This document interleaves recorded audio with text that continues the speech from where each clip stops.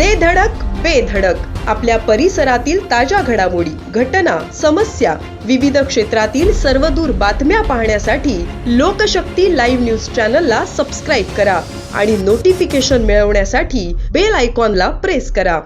पनवेल तालुक्यातील दिघाटी येथे कुसुम कृष्णा पाटील यांच्यावर अन्याय झाल्याची माहिती समोर येत आहे. त्यांचे भाऊ हनुमंत नामदेव ठाकूर व तुकाराम नामदेव ठाकूर यांनी आईच्या वृद्धत्वाचा गैरफायदा घेत कथित मृत्यूपत्र तयार करून वडिलोपार्जित मालमत्तेतून त्यांना वगळल्याचा आरोप केला आहे. या मृत्यूपत्राला कुसुम पाटील यांनी विधिवत हरकत नोंदविली असतानाही महसूल अधिकाऱ्यांनी महत्त्वाची कागदपत्रे तपासण्याऐवजी घाईघाईने निर्णय दिला. या निर्णयामागे आर्थिक लाभ असल्याचा आरोप कुसुम पाटील यांनी केला आहे. न्याय मिळत नसल्याने मानसिक तणावाखाली आलेल्या कुसुम पाटील यांनी जीवाचे बरेवाईट करून घेण्याचा इशारा प्रशासनाला दिल्याने खळबळ उडाली आहे. या प्रकरणाची गंभीर दखल घेत समाजसेवक तसेच राष्ट्रवादी काँग्रेस अजित पवार गटाचे उरण तालुका सरचिटणीस तेजसदादा डाकी यांनी कुसुम पाटील यांच्या न्यायासाठी सर्वतोपरी लढा देण्याची भूमिका घेतली आहे. तलाठी, मंडळ अधिकारी व अप्पर तहसीलदार यांच्या कथित दुर्लक्षाबाबत कडक चौकशी व कारवाईची मागणी तेजसदादा डाकी यांनी केली आहे.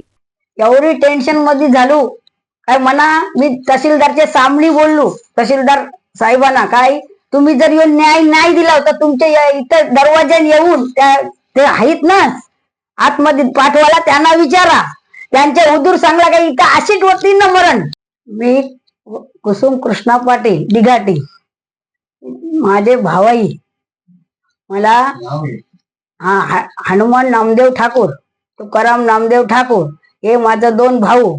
माझे वडील 82 सालाला वाढलं तेव्हापासून याही प्रॉपर्टी आईच्या नावावर गेली, एकटीचे ठेवली. याही काय कोणाचं नाव लावलं नाही, त्यांचं नाही ना माझं नाही. आता त्याही मृत्यूपत्र बनवला म्हणून मनात तिकडची आदर आली काही तुम्ही तिथे हजर झालो. तहसीलदारला हजर झालो तिथं, तर तिथंशी मी अपशब्द आणली त्यांच्यावर. तर त्याही मला सांगितलं काय तुझं नाव आले बघा, आम्ही नाव लावत नाही सांगला तलाट्याने. तलाटे बाईनी सांगला, पण मंडल अधिकाऱ्याकडे दुसऱ्या फेरीला गेलो, त्यांनी सांगला आम्ही नाव लावला. त्यांची नावं लावली, तुझं नाव लावलं नाही, आम्हाला तिकडची वर्ष आदेश आलेला आहे असा त्यांनी मंडल अधिकाऱ्यांनी मला दमाशी सांगला. तेव्हापासून दुसरी फेरीला प्रत्येक फेरीला अर्ज मी देते राहिलो. तर मला तहसीलदारनी सांगला का मी तुमचं नाव लावतय. आता 9 तारखा परत सांगला, रात्री 9 तारीख तिथपर्यंत सुद्धा सांगला तहसीलदारनी काय मी तुमचं नाव लावतय. आता आज सांगितलं काय नाही. एक 2-4 दिवसापूर्वी कुसुम कृष्णा पाटील आणि त्यांचे पती कृष्णा पाटील हे माझ्या ऑफिसला आले होते. त्यांनी त्यांची सर्व हकीकत मला सांगितली. कुसुम पाटील आणि त्यांची 4 भाऊ बहीण अशी मिळून एक 5 जण भावंड आहेत. तर त्यांनी जेव्हा मला त्यांची कैफियत सांगितली की 5 आम्ही एकूण भावंड, त्यातून एक माझी बहीण ऑफ झाली, दुसरी जी बहीण आहे ती खाती पिती आहे, तिने मला सांगितलं की मला या जमिनीच्या हिश्श्यातून कुठल्या प्रकारचा हिस्सा नको आहे. त्याच्यामुळे आता आम्ही 3 भावंड म्हणजे माझी 2 भावंड आणि मी एक अशी 3 जण राहिलो होतो. आमच्या मालकीची एकूण 65 गुंठे जागा आहे दिघाटी गावात. परंतु अचानकपणे जेव्हा आम्हाला कळलं की माझ्या दोन्ही भावंडाने माझ्या आईला मृत्यूपत्रासाठी रजिस्ट्रेशन ऑफिसमध्ये नेलं, माझ्या आईचं रजिस्टर मृत्यूपत्र केलं आणि फक्त त्यांच्या दोघांचीच नावं टाकलेली आहेत आणि माझं नाव त्यातून हटवलेलं आहे. अशा प्रकारचा खेळ यांच्या भावंडांनी केलेला आहे. ऍक्च्युली साहेब सांगायचं जर झालं, जेव्हा मी यांच्या केसेस स्टडी केली तेव्हा माझ्या लक्षात आलं की ही सर्व जी जागा आहे ही वडिलोपार्जित जागा आहे आणि वडिलोपार्जित जागा असल्यामुळे त्यांच्या आईला किंवा त्यांच्या वडिलांना सुद्धा कुणालाच अधिकार नसतोय मृत्यूपत्र किंवा बक्षीसपत्र करण्याचा. कारण ती जागा कष्टाची नसतोय, ती आपल्याला वडिलोपार्जित मिळालेली असतोय. त्याच्यामुळे जरी एखाद्याने त्यांचा हिस्सा डावलण्यासाठी जरी असं काही केलं असेल तरी ते मृत्यूपत्र ग्राह्य धरलं जात नाही. जेव्हा या लोकांना कळलं की बाबा आपल्या 7/12वर फेरफार पडलेला आहे आणि त्या फेरफारवर मृत्यूपत्राच्या अनुषंगाने फक्त यांच्या 2 भावांचीच नावं घेतलेली आहेत, यांचं नाव डावलण्यात आले, या लोकांनी त्वरित त्या गोष्टीला आक्षेप घेतला आणि या फेरफारला चॅलेंज केलेला आहे. चॅलेंज केल्यानंतर तहसीलदारांकडून यांना नोटीस आली हजर राहण्यासाठी. कुसुम कृष्णा पाटील, त्यांचे पती, त्यांची मुलं कागदपत्रकांसह तिथे हजर झाले. हजर झाल्यानंतर त्यांना 1 तारखेला सांगितलं तुम्हाला वकील वगैरे करायची गरज नाही, कारण जो मृत्यूपत्र केलेला आहे ती सर्व प्रॉपर्टी ही वडिलोपार्जित आहे, त्याच्यामुळे तुम्ही वकील वगैरे करू नका. पुढच्या तारखेला किंवा येणाऱ्या 1-2 तारखा घेऊन तुम्हाला सर्वांची नावं आपण त्या सातबार लावली जातील, अशा प्रकारचं आश्वासन पनवेलच्या अप्पर तहसीलदार इंगळे साहेब यांनी त्यांना दिलेलं होतं. या गोष्टी त्यांनी जेव्हा ऐकल्या त्याच्यानंतर ही लोक मग थोडी शांत राहिली. परंतु 2-3 कमीत कमी एखाद्या केसमध्ये 2-3 तारखा घेणं गरजेचे असतात. परंतु 1 तारखेला यांना आश्वासित केलं आणि 2 तारखेला निकाल आला.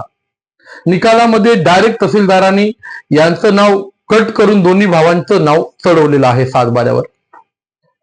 आता ही गोष्ट सुद्धा यांना कळवली नाही. एखादा जर निकाल आपण देतो तेव्हा फाईल बंद करणे, निकालाची प्रत समोरच्यांना देणे हे गरजेचं असतंय. परंतु ह्या सुद्धा गोष्टी झालेल्या नाहीत.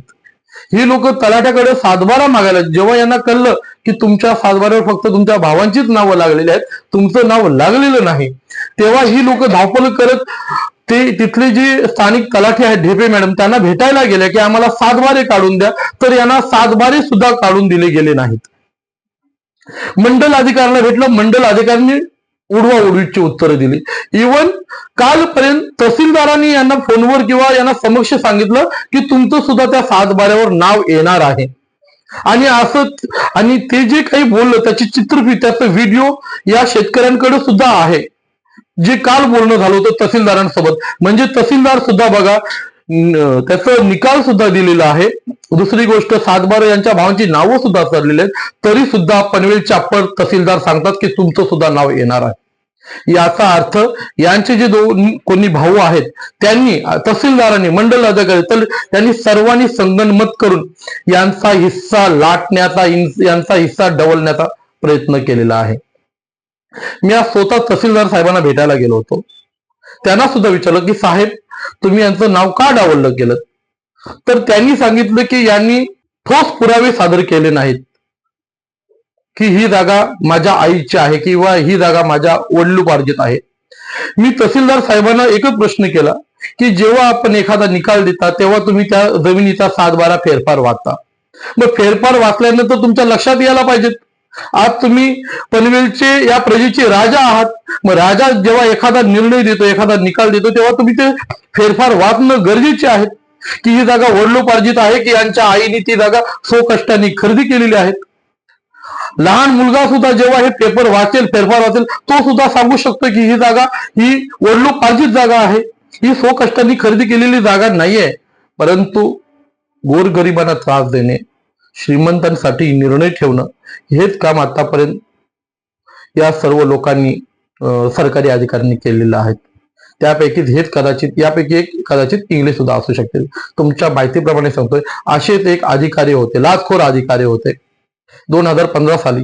अशा लाचखोर अधिकाऱ्यांना शेवटी मग आम्हाला नाईलाज असतो अँटी करप्शन मध्ये अरेस्ट करावं लागलं. आम्हाला सुद्धा वाटतोय की अशा गोष्टी पुन्हा पुन्हा आमच्या हातातून घडून नयेत. या लाचखोर अधिकाऱ्यांचा भांडाफोड करू नये. परंतु ज्या पद्धतीने ते गोरगरिबांवर अन्याय करतात तेव्हा अशी मनात नक्की चीड येते की यांना सुद्धा आता अँटी करप्शन मध्ये अडकवून देणं गरजेचं आहे. आज मी जेव्हा यांची अवस्था पाहिली, कुसुम ज्या आई आहे त्यांची अवस्था पाहिली, ते कदाचित यांचं मानसिक संतुलन एवढं बिघडलं होतं की त्यांनी कदाचित आज जीवाचा बरवाईट केला असतं. परंतु त्यांना समजावून सांगितलं आणि त्यांना नक्कीच सांगितलं की जरी तहसीलदारांनी जरी चुकीचा निर्णय दिला असेल, तुमच्या विरोधात निर्णय दिला असेल, पैसे खाऊन निर्णय दिला असेल, तरी सुद्धा आपण हार मानायची नाहीत. आपण कोर्टात जाऊ, तुमची जागेचा तुमचा हक्क तुम्हाला 100% मिळवून देईल, यासाठी मी त्यांना आश्वासित केलेलं आहे. आणि 100% मी माध्यमांसमोर सांगतोय, तुमचा हक्क मी तुम्हाला योग्य रीतीने मिळवून देईल. मी तुमच्या चॅनलच्या माध्यमातून सर्व शेतकऱ्यांना आवाहन करतोय, तुमच्यासोबत सुद्धा जर अशा काही घटना घडत असेल तर नक्कीच तुम्ही मला संपर्क साधा. मला जेवढं शक्य होईल तेवढी तुम्हाला मी मदत करण्याची प्रयत्न करेन. या जागेमध्ये आमची फसवणूक करण्यात आली आमच्या मामानी, म्हणजे आईच्या भावांनी. याच्यामध्ये तलाठी रोशनी ढेपे, नितीश नकाशे आणि जितेंद्र इंगले यांनी आम्हाला खोटी आश्वासनं दिली प्रत्येक तारखेला आम्हाला. आम्ही जेव्हा प्रत्येक याला जातो तेव्हा सांगतो की करतो. आता त्याचे अगोदर त्यांची नावं पण लावून आली, हे आम्हाला पण नंतर माहिती पण नाही आहे. तर नावं पण लावित आली. आधीपर्यंत आम्हाला तहसीलदार साहेब आम्हाला केलवत बसले की तुमचं नाव आधीपर्यंत, कालच्या व्हिडिओ कालच्या याच्यामध्ये सुद्धा सांगितलं तुमचं नाव लावतो, आणि आज आम्हाला सांगतात की तुमचं नाव नाहीये. आमच्याकडे त्याचा पुरावा पण आहे, व्हिडिओ. आता आम्हाला हे समजलं की आम्हाला आता हे याच्यामध्ये आमची टोटली फसवणूक झालेली आहे. एखादच आम्ही समाजसेवक तसेच राष्ट्रवादी काँग्रेस पक्षाचे सरचिटणीस डाकी साहेब यांची आम्ही भेट घेतली. तेव्हा त्यांनी आम्हाला हे आश्वासन, आम्हाला मदत करण्यास आम्हाला तयार झाले. हे त्यांनी आमचे म्हणणं ऐकून घेतले. आजचा आमचा हा निकाल जो तहसीलदार साहेबांनी दिला, हे ऐकून आमची आई आज अशा अवस्थेमध्ये झाली की ती जीव देवाला निघाली होती. ती सांगते की मला ना याच्यातून फसवणूक झाली, आम्हाला त्रास आहे. अशाच सच्चाई दर्शवणाऱ्या बातम्या पाहण्यासाठी लोकशक्ती लाईव्ह न्यूज चॅनलला लाईक करा, शेअर करा आणि सबस्क्राईब करा.